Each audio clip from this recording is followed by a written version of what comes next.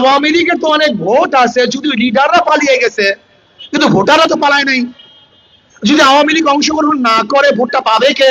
আমি বললাম ভোটটা কে পাবে আপনি জানেন না তো? আমি বললাম যাদের মাধ্যমে তারা নিরাপত্তা পাবে, শান্তি পাবে, মুক্তি পাবে, জানমালের গ্যারান্টি পাবে, যাদের মাধ্যমে চাঁদাবাজি হবে না, লুণ্ঠন হবে না, ধর্ষিতা হবে না, গুন্ডামি হবে না, মাস্তানি হবে না, চুরি হবে না, ডাকাতি হবে না, অবৈধভাবে খুন হবে না, তাদের কি তারা ভোট দিবে? আপনারা ভাববেন না যে অমুককে ভোট দিয়ে দেবে। ভুল। আমাকে অনেকে প্রশ্ন করছে হিন্দুরা কাদেরকে ভোট দিবে। আমি বলি হিন্দুরা দুইটা জিনিস চায়। হিন্দুরা কয়টা জিনিস চায়? দুইটা জিনিস। সংখ্যালঘু আমাদের বাংলাদেশে যারা আছে, যদি আমি সংখ্যালঘু বলতে চাই না, তারা বাংলাদেশের নাগরিক ধরে না, আপনাদের ভাষা অনুযায়ী সংখ্যালঘুরা দুইটা জিনিস চায়, ধর্মীয় স্বাধীনতা এবং জানমালের নিরাপত্তা। ধর্মীয় জানমালের। আচ্ছা বলেন তো, যেই ব্যক্তি কোনোদিন জুলুমই করে না সে হঠাৎ জুলুম করবে কিভাবে? যে ব্যক্তি কোনোদিন চুরি করে না সে ব্যক্তি চুরি করবে কিভাবে? যে ব্যক্তি অত্যাচার করে তারা অত্যাচার করবে কিভাবে? যারা অত্যাচারী তারা অত্যাচার করবে, যারা জালেম তারাই জুলুম করবে, যারা খুনি তোমাকে যারা জুলুম খুন করবেই করবে। কিন্তু যারা অত্যাচারী না, জুলুম করে না, অন্যায় বিচার করে না, তারা কাউর উপরে জুলুম অত্যাচার করতে পারে।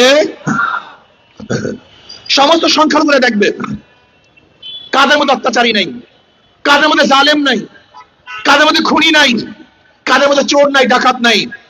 যেই দলের মধ্যে দুর্নীতিবাজ, ডাকাত, চোর, বদমাশ আছে, কোন সংখ্যালঘু তাদেরকে ভোট দিবে না। ওরা জানে ইসলাম এমন এক আদর্শ যে প্রত্যেকটা ধার্মিকের ধর্ম পালনের সুযোগ ইসলামের মধ্যে আছে, স্বাধীনভাবে ধর্ম পালন ইসলামের মধ্যে আছে।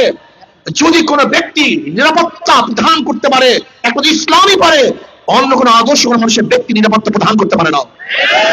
আমি বিশ্বাস করি ইসলাম যদি বরিশাল থেকে ক্ষমতায় যায়, তাহলে আমি বিশ্বাস করি বরিশালের প্রত্যেকটা সংখ্যালঘু ব্যবসায়ীরা সবচেয়ে বেশি নিরাপত্তা লাভ করবে, সবচেয়ে বেশি। আমাদের প্রত্যেকটা হিন্দু, বৌদ্ধ, খ্রিস্টানদের জানমালের নিরাপত্তা প্রদান করা হবে। আমি সেই দিন এক সিলেটের বক্তৃতা করেছিলাম হিন্দু অধ্যুষিত এলাকায়। আমি বললাম দেখেন আপনাদেরকে ভুল বোঝানো হচ্ছে ইসলাম সম্পর্কে। ইসলাম কি জিনিস? ইসলাম এমন একটা জিনিস যেখানে আমভাবে সাধারণভাবে সবার জন্য বিচারকে সমান করে ফেলেছে। যেরকম কোন মুসলমান যদি মুসলমানের চুরি করে তার বিচার হবে, ওই মুসলমান যদি হিন্দুর ঘরে চুরি করে তাহলে বিচার হবে না? একই বিচার, কোনো পার্থক্য নেই।